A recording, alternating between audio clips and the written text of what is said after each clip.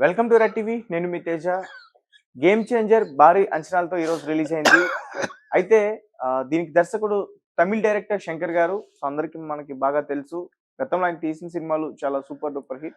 మరి తమిళ్ దర్శకులు తెలుగులో తీస్తున్న ఫిల్మ్స్ అన్ని కూడా ఫ్లాప్ అవుతున్నాయి. ఇంతకుముందు మురుగదాస్ దర్శకత్వం వహించిన సినిమాలన్నీ కూడా ఫ్లాప్ అయినాయి, పెద్ద పెద్ద స్టార్లతో కూడా. సో ప్రస్తుతం గేమ్ చేంజర్ పరిస్థితి ఎట్లా ఉంది అంటే మనందరికీ తెలుసు టాక్ ఎట్లా నడుస్తుంది అనేది బయట. సో దీని గురించి మనతో పాటు షేర్ చేసుకోవడానికి ప్రముఖ ప్రొడ్యూసర్ చిట్బాబు గారు ఉన్నారు. ఒకసారి ఆయనతో మాట్లాడే ప్రయత్నం చేద్దాం. నమస్తే సార్. నమస్తే. సో గేమ్ చేంజర్ శంకర్ గారు దర్శకత్వంలో వచ్చిన గేమ్ చేంజర్ చాలా భారీ అంచనాలతో రిలీజ్ అయింది. అండ్ చాలా మంది కూడా చాలా ఎక్స్పెక్టేషన్స్ పెట్టుకున్నారు ఈ సినిమా పైన. ఎందుకంటే అతను ప్రతి సినిమాలోనే కూడా కొంచెం కొత్తదనం ఉంటుంది శంకర్ గారు. సో ఏంటి అసలు ఈ సినిమా ఎట్లా ఉంది ఏంటి? ఏమి 2.5 ఏళ్ళు తీశారు సినిమాని. 2.5 ఏళ్ళు ఈ సినిమాకి అంత టైం తీసుకుని అంత తీసిన ఇంపాక్ట్ ఆ సినిమా కనపట్ల. ఓకే. ఎందుకంటే ఏదో శివాజీ ఒక్కడు అట్లా కలగలిపి తను తీసిన సినిమాలని మిక్స్ చేసి మళ్ళీ ఇంకొక మిక్సీలో వేసి ఇంకొక కథ తయారు చేసినట్టు ఉందని ఇంపాక్ట్ ట్రైలర్లోనే అదే కనపడింది. అందుకని దానికి అంత బజ్జు రాలా. ట్రైలర్ ఇలాంటి సినిమాలకి ట్రైలర్ రాగానే ఒక బజ్ వస్తుంది.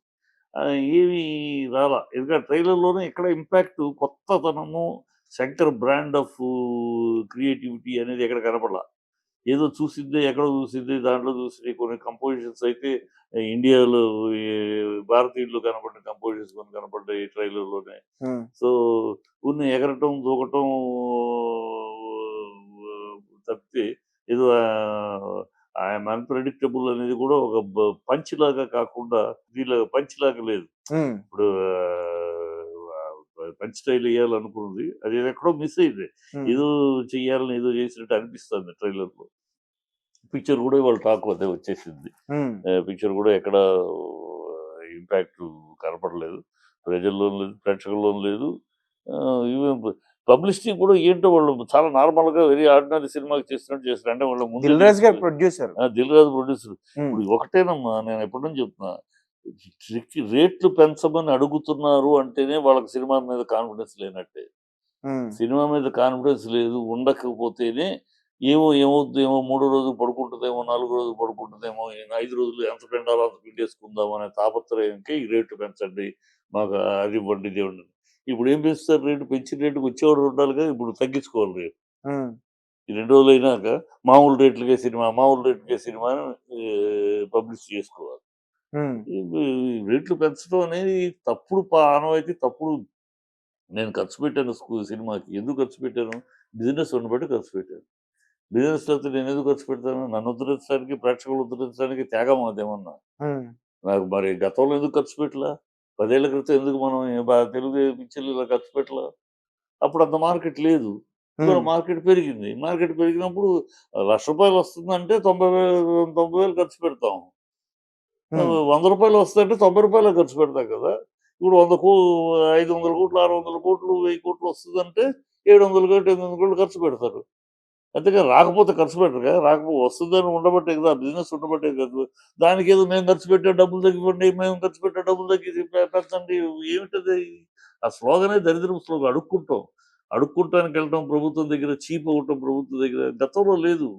రామానాయుడు గారు, దాసరి గారు వీళ్ళంతా ఇండస్ట్రీ పెద్దలుగా ఉన్నప్పుడు ఈ అడుక్కుంటారు ప్రభుత్వాల దగ్గరికి వెళ్ళి అడుక్కుంటారు లేవు. రైట్ రాయల్గా ట్యాక్స్ విషయమైనప్పుడు రైట్ రాయల్గా మీటింగ్ పెట్టి అడగటం తప్పితే మేము ఖర్చు పెట్టాము, మాకు తగ్గించండి, మాకు పెంచండి, ఈ అడుక్కుంటారు దరిద్రం లేదు.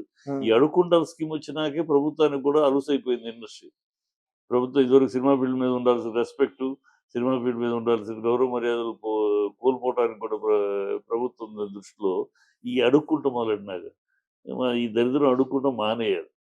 ఇప్పుడు అడుక్కోవడం వల్లే తెలిసిపోతుంది సినిమా ఏమీ లేదు. ఎప్పుడైతే రేట్లు పెంచమంటే కంగారు పడుతున్నారో అర్థమైపోయింది సినిమాలో ఏమి లేదు. ఇప్పుడు పుష్ప 1, అఖండ ఆ టైంలో రిలీజ్ అయిన నాగార్జున సినిమా ఇవన్నీ సూపర్ డూపర్ కలెక్షన్ చేసినాయి. అప్పుడు ఏమన్నా బెనిఫిషియల్ లేకపోతే రేట్లు పెంచాలు ఉన్నాయా? లేవుగా. మరి బాగుంటే సినిమా ప్రేక్షకులు నెత్తిన పెట్టుకుంటారు. బాగా లేకపోతే నువ్వు రేట్లు పెంచినా ఇంకోటి పెంచినా మూల కూర్చోబెడతారు. బాగుండాలి, వాళ్ళ కంటెంట్ బాగుంది ఇవ్వమన్నారు తప్పితే మీరు ఖర్చు పెట్టండి అని వాళ్ళు ఏం అడగట్లా.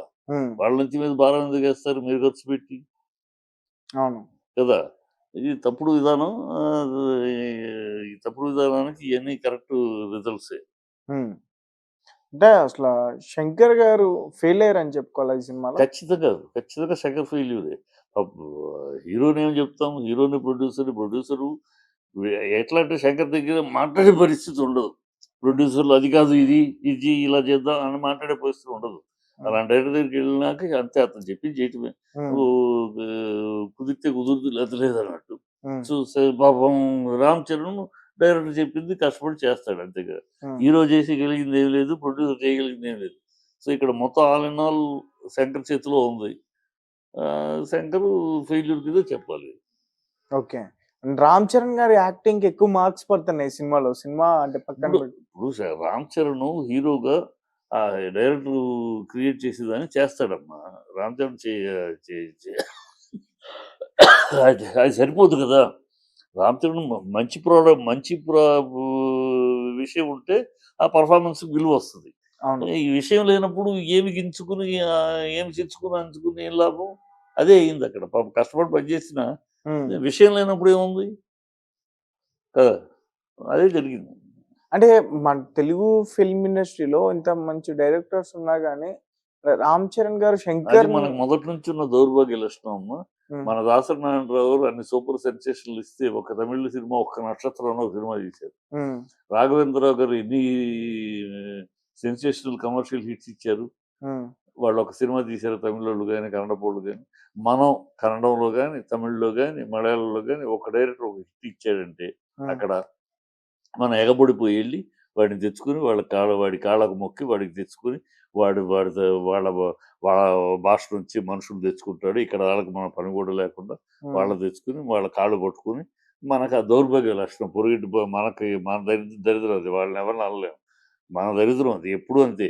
ఎంత చెప్పండి, ఇంతవరకు చరిత్రలో మన తెలుగు ఇన్ని హిట్లు తీసిన డైరెక్టర్లు చాలా మంది ఉన్నారు. ఒకళ్ళతో తమిళోడు తీశారని చెప్పండి, కన్నడ వాళ్ళు తీశారని చెప్పండి. ఇటు రాఘవేంద్రరావుతో ఒక తమిళోడు తీసిన సినిమా చెప్పండి, ఒక కన్నడ పోడు తీసిన సినిమా చూడండి. మరి ఇంతకన్నా మ్యాటినీ ఐడోల్ ఆఫ్ ఆయన గురించి సౌత్ ఇండియన్ స్పీల్బర్గ్ అన్నారు. అంత రాఘవేంద్రరావుతో ఒక సినిమా తీసిన హీరో ఉన్నాడా, ప్రొడ్యూసర్ ఉన్నాడా? మరి దాసనారాయణరావు సెన్సేషనల్ చరిత్రకారుడు, ఆయనతో ఒక సినిమా ఒకే ఒక సినిమా ఏదో నక్షత్రం ఒక సినిమా శ్రీప్రియ ఎవరు తీశారు. ఇంకెవరు అసలు అంత మహా. అదే బాలచంద్ర గారు హిట్లు గారు ఎగబడి మనం తీసేసాం. మనకున్న దౌర్భాగ్య లక్షణం అది. పక్కింటోడు పక్కోడు ఈ కాళ్ళు పట్టుకుంటాం, వాడి సంఘం నాకటం మనకు అలవాటు, మన కర్మ అది అంతే. వాళ్ళని అంటానికి లేదు. అది గతంలో కూడా మురుగదాస్ కూడా ఫెయిల్ అయ్యాడు కదా సార్. ఇక్కడ స్పైడర్ గానీ చిరంజీవి గారితో స్టాలిన్ గానీ. నువ్వు ఫెయిల్ అయినా సరే మన తెలుగోడి లక్షణం అది. తెలుగోడి లక్షణం ఫెయిల్ అయినా రేపు ఇంకో తమిళోడు ఒక హిట్ ఇవ్వని, ఓ భాస్కర్ తమిళోడు తీసుకొచ్చి ఇక్కడ హిట్ ఇచ్చాడు ఒక సినిమా, అక్కడ తమిళ్లో ఫ్లాప్ అయినా మనాళ్ళు సినిమా ఇవ్వడానికి సిద్ధంగా ఉన్నారు. అక్కడ ఎవడెవడు మనాళ్ళు అక్కడ ఫెయిల్యూర్ అయినా సరే ఇతర భాషా దర్శకులు తీసుకొచ్చి నెత్తిని పెట్టుకుంటాం మనకు అలవాటు. అరే మా సినిమా తీద్దాం, మన తెలుగు వాళ్ళు ఉన్నారు, ఉన్నవాళ్ళు సెలెక్ట్ చేసుకుని తీసుకోవాలని కాదు. అక్కడ ఎవడో పీకాడు తమిళ్లో పెద్ద హిట్ ఇచ్చేసాడు, వాడి వెనకాల పరిగెత్తుకుంటూ లోపల వాడికి మళ్ళీ వాడికి డిమాండ్ పెంచి. కరుణాకరన్ తమిళ్లో ఎన్ని సినిమాలు తీసాడు, తెలుగులో మనాళ్ళు తమిళ్లో ఒక హిట్ ఇచ్చాడు అనగానే ఎగబడిపోయి వాడికి సినిమాలు ఇచ్చేసాడు. తమిళ్లో ఎవడో ఒకటి అడిగి మనకున్న దౌర్భాగ్యం అది మనం వాళ్ళని తప్పట్లేము. వాళ్ళు వాళ్ళనే చూసుకుంటారు. మనం హిట్ ఇచ్చినా, సెన్సేషన్ సూపర్ డూపర్ హిట్ ఇచ్చినా మన తెలుగు డైరెక్టర్ వాడు ఎవడో పెట్టుకోడు. మనమే అక్కడ తమిళ్లో ఒక సూపర్ ఇచ్చాడు, వాడి వెనకాల వెళ్ళిపోయి వాడి ముందు చేతులు కట్టుకుని వాడిని బతిమాలుకుని ఏదో అసలు ఈ దరిద్ర బుద్ధి, మన దాస్య బుద్ధి మన తెలుగుడిది. కానీ రామ్ చరణ్ గారు ఇప్పుడు ఆయన బుచ్చిబాబు గారికి సెకండ్ ఫిల్మ్, అది కూడా పాన్ ఇండియా. సో మరి ఆయనకి ఛాన్స్ ఇచ్చారు కదా. ఛాన్స్ ఇచ్చారు. ఇప్పుడు రామ్ చరణ్ క్వశ్చన్ చేయటం కాదు ఇక్కడ. మనం అనేది ఒక తమిళ వాడు తెలుగు మన నేచర్ అది. మనం ఇతర భాషా దర్శకుల్ని, ఇతర భాషా టెక్నీషియన్‌లని నెత్తిన పెట్టుకుంటాం మనకు అలవాటు. మన టెక్నీషియన్స్‌ని వాళ్ళని వాళ్ళు పెట్టుకోరు నెత్తిన. దాన్ని ఇంకా కుదిరితే ఇదిగో తెలుగు ప్రొడ్యూసర్ వెళ్ళిపోయి అతనితోటి సినిమా తీస్తాడు. ఎవడు ధనుష్ తోటి సినిమా. ధనుష్ తోటి సినిమా అని ఇంకోటి. మన తెలుగు హీరోతోటి మన తమిళోడు ఎవడు తీయడే. ప్రొడ్యూసర్. మన మన ఇప్పుడు మన తమిళ ప్రొడ్యూసర్ ఎవడొచ్చి తెలుగు హీరోని పెట్టుకొని తీయడే. వాడిని మాత్రం మనం పెట్టుకుని తీస్తాం తమిళ హీరోని.